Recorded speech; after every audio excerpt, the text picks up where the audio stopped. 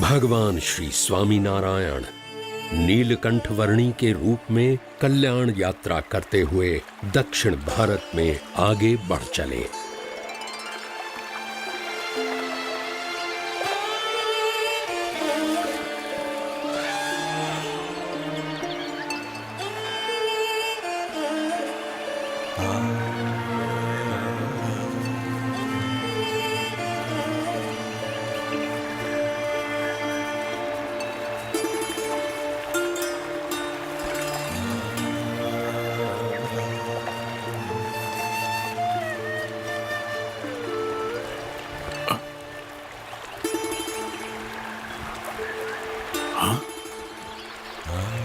अद्भुत, दिव्य।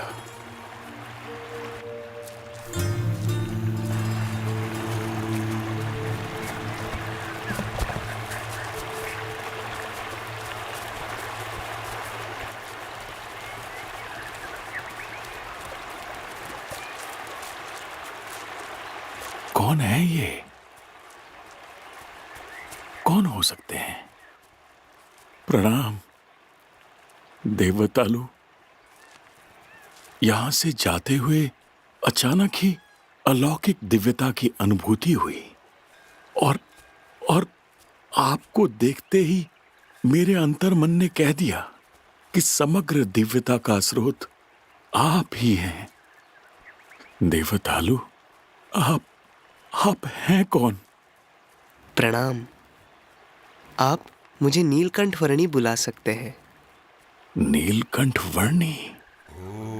प्रभु, आप कहां से आए हैं? अपने विषय में सब कुछ बताइए देवतालु, सब कुछ बताइए।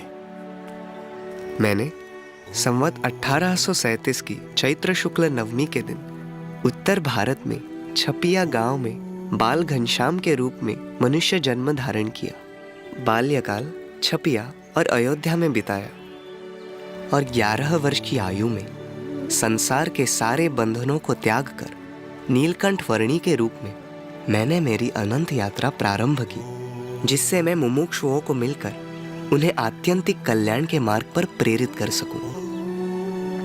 अयोध्या से नैमिषारण्य, हरिद्वार, श्रीपुर, केदारनाथ, बद्रीनाथ आदि स्थानों से होते हुए बद्रीवन जाकर मैंने वहां तपश्चर्या की। तत्पश्चात तिब्बत प्रदेश से यात्रा करते हुए मैं मानसरोवर गया। वहां के हंसों का कल्याण करके वहां से गंगोत्री, वंशीपुर आदि स्थानों से होते हुए मैंने नेपाल प्रदेश में यात्रा की। नेपाल में काली गंडकी नदी के किनारे आरोहण करते हुए मुक्तिनाथ जाकर मैंने वहां तपश्चर्या की। मुक्तिनाथ से बुटोल नगर आदि स्थानों से होते हुए मैं गोपाल योगी के आश्रम में गया और वहां उनसे अष्टांग योग का प्रशिक्षण लेते हुए मैंने उन्हें आत्यंतिक मुक्ति का मार्ग दिखाया। वहां से पूर्व दिशा में नेपाल प्रदेश में पोखरा, काठमांडू आदि स्थानों से होते हुए मैंने असम और बंग प्रदेशों में यात्रा की और आगे जगन्नाथपुरी जाकर वहां लगभग 10 महीनों तक निवास किया और जगन्नाथपुरी से निकलकर अब मैं वेंकटाद्रि जा रहा हूं। धन्य प्रभु, आपकी यह कल्याण यात्रा कब तक चलेगी? सदैव सदैव प्रवर्तमान रहेगी। आपकी कल्याण यात्रा में मेरा कल्याण भी अवश्य करना नीलकंठ वर्णी देवलु। अवश्य।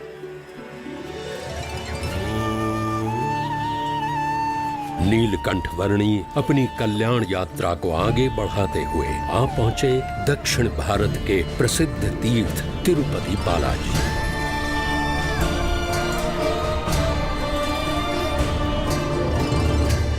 इस वेंकटाद्रि तीर्थ स्थान में पुष्करणी सरोवर की पश्चिम दिशा में स्थित इस भगवान वराह के मंदिर में पहले दर्शन किए जाते हैं और इसके बाद वेंकटाचल पर्वत पर भगवान बालाजी वेंकटेश्वर के दर्शन किए जाते हैं। ऐसी यहाँ की परंपरा है। यात्री यहाँ से कांजीपुरम, श्रीरंगम, रामेश्वरम आदि स्थानों की यात्रा पर भी जाते हैं।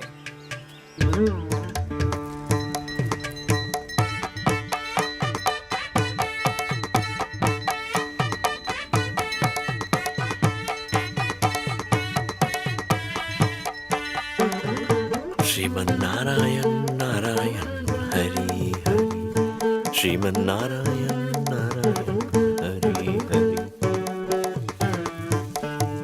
तव कथामृतम ये तो सुनी हुई आवाज है। कविभिरीडितम कल्मषापहम श्रवणमंगलम श्रीमदादतम भुवि गृह्णन्ति ते भूरिदा जनाः।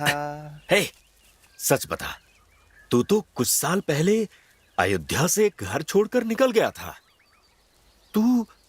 तू वही घनश्याम ही है ना? हाँ, बोल। पकड़ा गया। तेरा स्वर भले ही थोड़ा बदल गया हो, पर तेरे गाने की शैली से ही मैं तुझे पहचान गया। अयोध्या में भी तू ऐसे ही गाया करता था। बड़ा वैरागी बनकर निकल पड़ा तू तो। उधर अयोध्या में तेरे संबंधी तुझे ढूंढ रहे थे। अगर मैं चाहूं तो उनको बता सकता हूं कि तू इधर घूम रहा है। सेवक राम जी, इस शरीर का कोई भी संबंध मुझे बांध कर नहीं रख सकता। और हाँ, अब मैं नीलकंठ वर्णी हूँ और मैं तो स्वतंत्र हूँ। इसलिए मेरे बचपन के गांव और परिवार की कोई भी बातें मुझसे मत करना। मेरा उनसे कोई लेना देना ही नहीं है। ठीक है, तुम्हारी इच्छा, मुझे क्या, चलते रहो साथ साथ।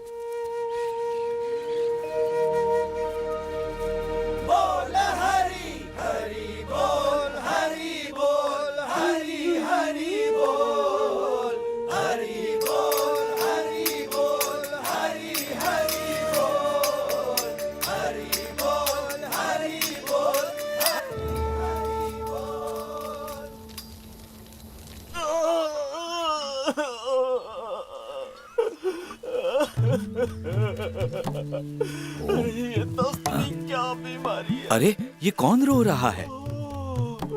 परेशान हो गया हूं मैं। अभी देखता हूँ। अरे, वो सेवक राम रो रहा है। लगता है उसे तो दस्त हो गया है बेचारे को। अरे रे, भगवान उसका भला करे, पर हम कर क्या सकते हैं? परेशान हो गया हूं मैं। छोड़ो उस बीमार को, कोई उसके लिए रुक नहीं रहा है। हम भी कैसे रुक सकते हैं? हाँ, क्या कर सकते हैं हम? चलो, वो उसका देख लेगा। चलो चलो।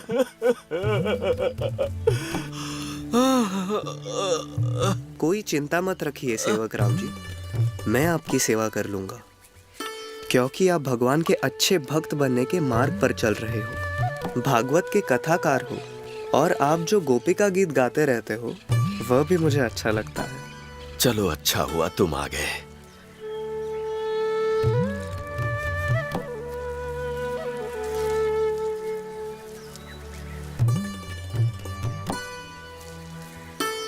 सुनो वर्णी, मेरे पास 1000 रुपए की स्वर्ण मुद्राएं हैं।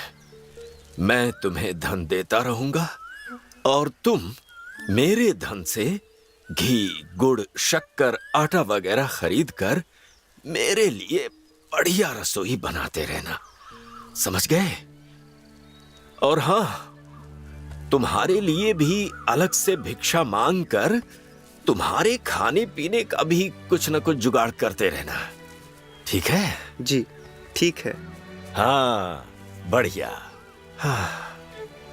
सबके कल्याण के लिए सेवा, धर्म कार्य को किसी भी बाधा से सुरक्षित रखने के लिए सेवा। नीलकंठ वर्णी सेवा करते गए। धन्यवाद माई। वो वाला दीजिए। एक और दीजिए।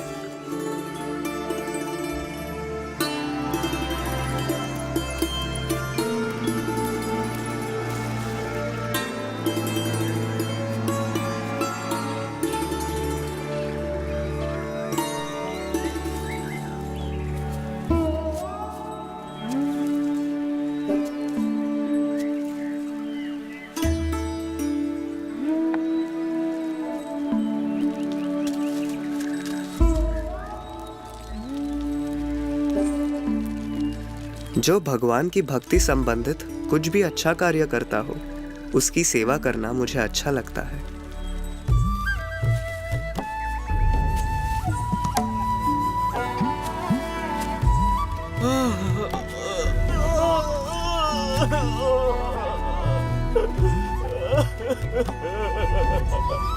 अरे ये दस्तनी क्या बीमारी है? ओह, परेशान हो गया हूँ मैं तो। अब क्या होगा मेरा?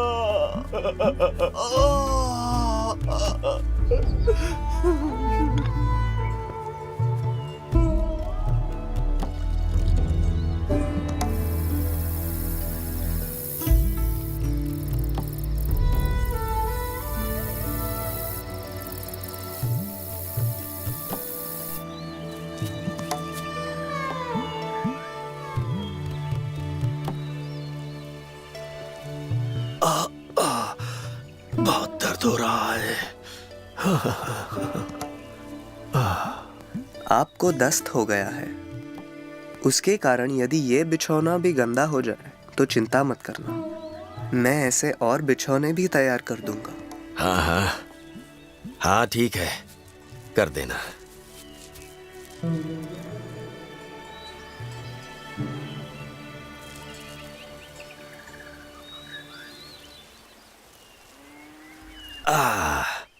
भोजन हो गया, अब आराम की बारी। अब अरे वर्णी, सुनो, तुम्हारे भोजन का भी कुछ कर लेना, जो भी होता है वो। चलो, अभी के लिए तो भोजन हो गया। अब ये मेरा खाना, इसे संभाल कर रख देता हूं।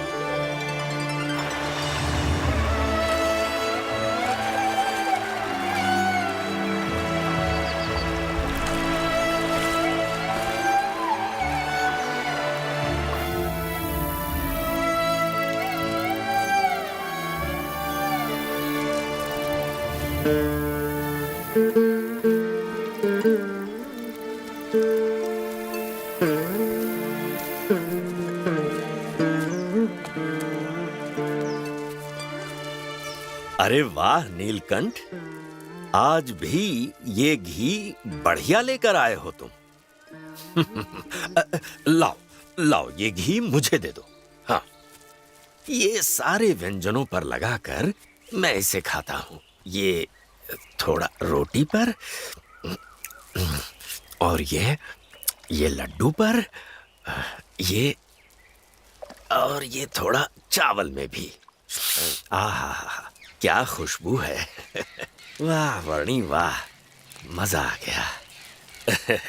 नीलकंठ, तुमने 2 महीनों तक मेरी सेवा करके मुझे ऐसा बना दिया है कि अब मैं 1 सेर घी भी पचा लेता हूँ। बड़े अच्छे सेवक हो तुम।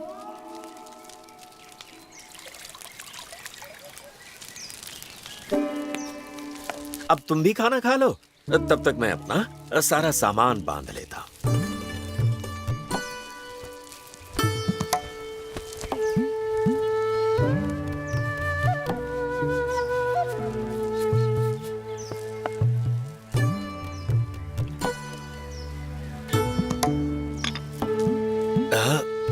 ये इसे यहाँ पे रख देता हूँ और ये यहाँ। हाँ, चलो सारा सामान तो अच्छी तरह से बांध लिया और दोपहर का भोजन भी हो गया। अब रात्रि भोजन का प्रबंध भी अच्छी तरह से कर देना नीलकंठ। चलो उठा लो इसे और मेरे पीछे पीछे आ जाओ। हमें सेतुबंध रामेश्वर भी तो पहुंचना है, याद है ना? हाँ। श्रीमन नारायण नारायण हरि हरि, श्रीमन नारायण नारायण हरि हरि, श्रीमन नारायण नारायण हरि हरि, श्रीमन नारायण हरि हरि, श्रीमन नारायण नारायण हरि।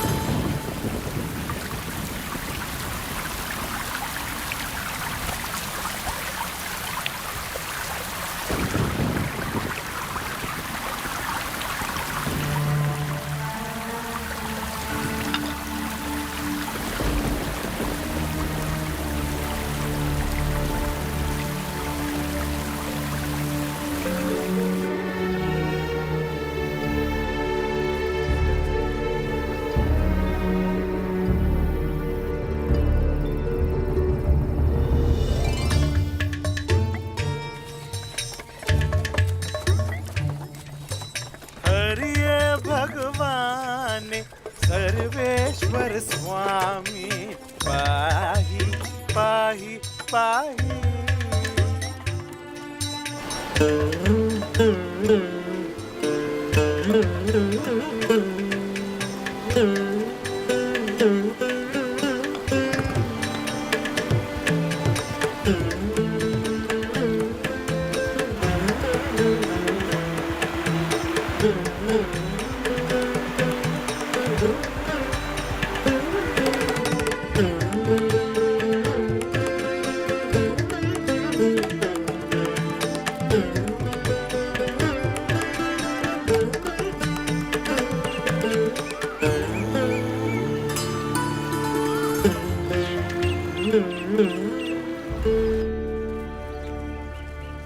अरे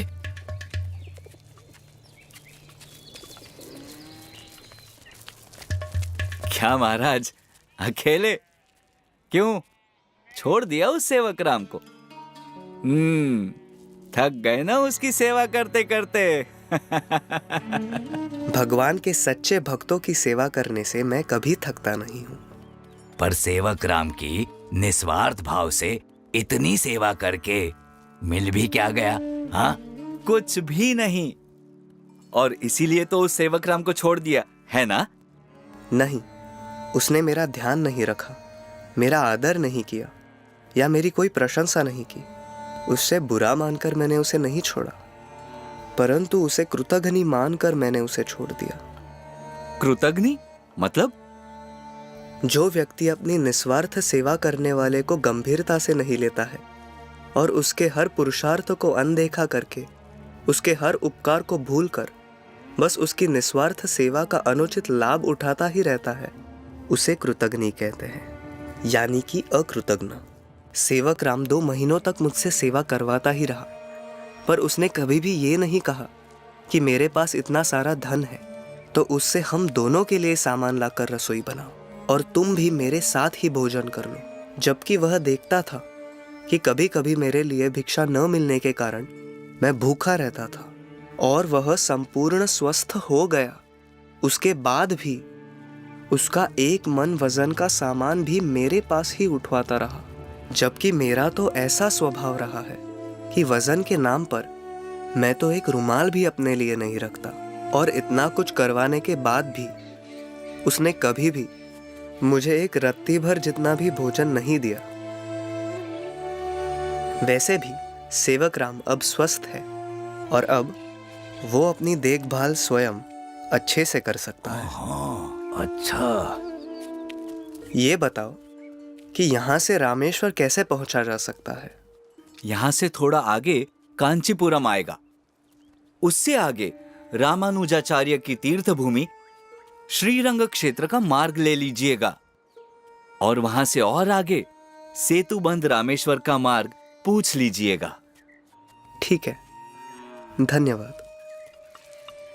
सोच रहा हूं कि इतने निस्वार्थ भाव से कोई किसी की सेवा क्यों करेगा?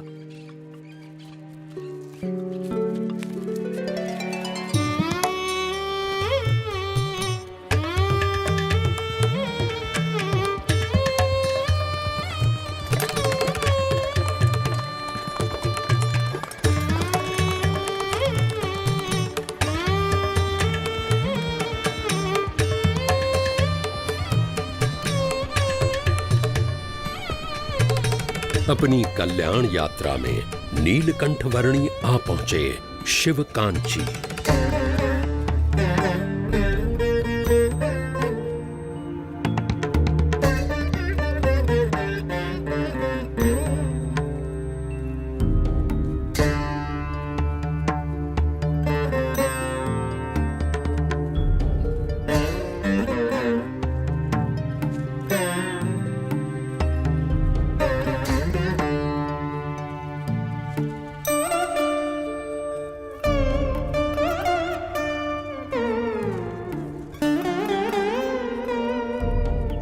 सनातन मूल्यों में आस्था रखते हुए और विभिन्न विचारधाराओं से होते हुए भी हम सब सौहार्द और एकता पूर्वक रह सकते हैं। अंततः तो जिन परम तत्वों को पाने के लिए सब साधना करते हैं, वह तो अपनी सर्वव्यापक शक्ति से हर एक के अंतर में भी विराजित है। तो अपनी निजी उपासना प्रणाली का अनुसरण करते हुए भी हर एक में विराजित उन परम तत्व का आदर करते हुए हर एक व्यक्ति को समान प्रेम भाव और आदर देना संभव है और उचित भी है। यह तो सनातन की विशेषता है।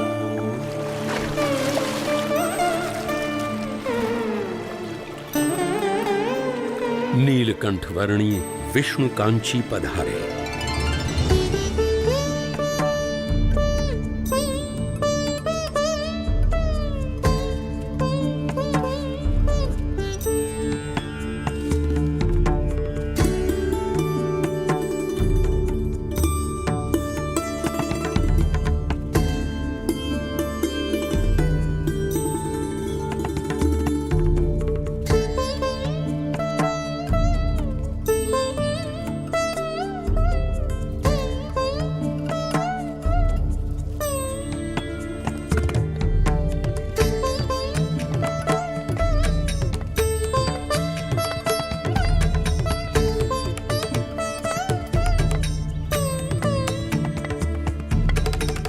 दक्षिण भारत की भूमि के अनेक तीर्थ स्थानों से होते हुए नीलकंठ वर्णी ने कल्याण यात्रा को आगे बढ़ाया सुप्रसिद्ध तीर्थ श्रीरंग क्षेत्र की ओर।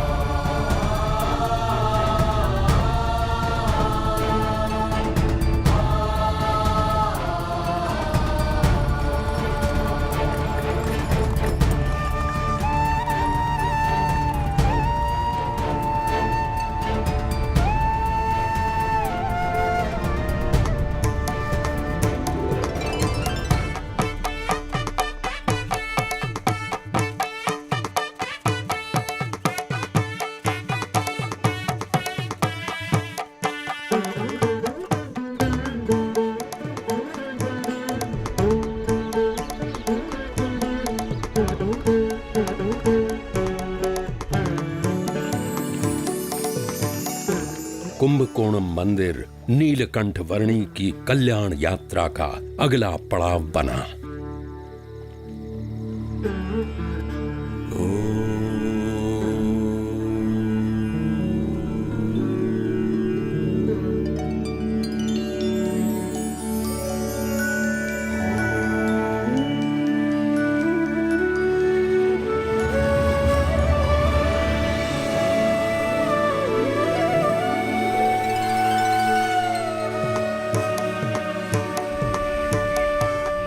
आगे नीलकंठ वर्णी मन्नारगुड़ी तीर्थ पधारे।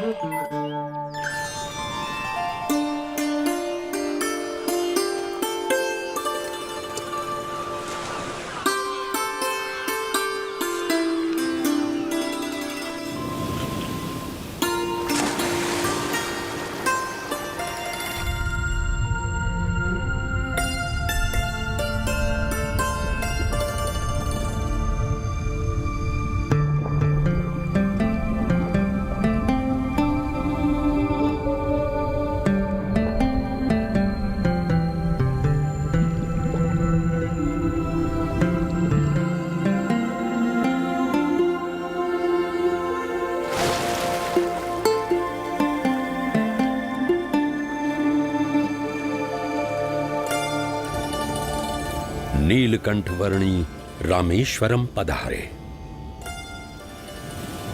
लोहा यदि लकड़ी से जुड़ा रहे तो वह पानी में डूबता नहीं है। वैसे ही मनुष्य सच्चे गुरु से जुड़ा रहे तो वो भाव सागर में डूबता नहीं, पर भाव सागर से पार हो जाता है।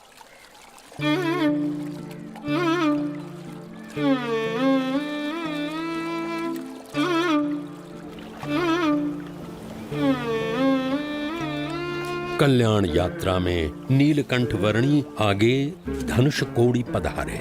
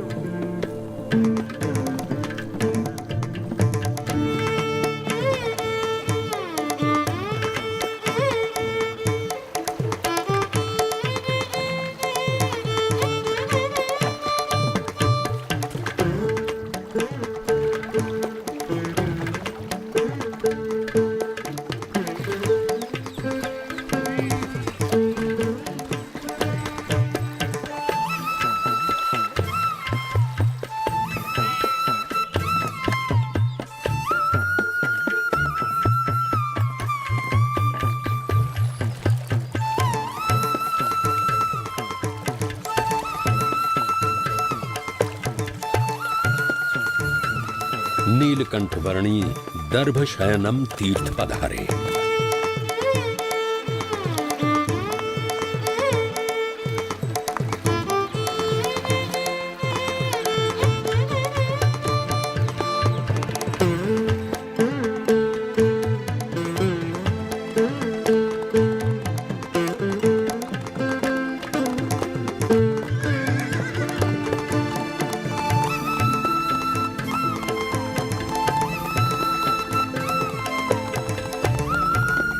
सुंदर राज तीर्थ नीलकंठ वर्णी का अगला पड़ाव बना।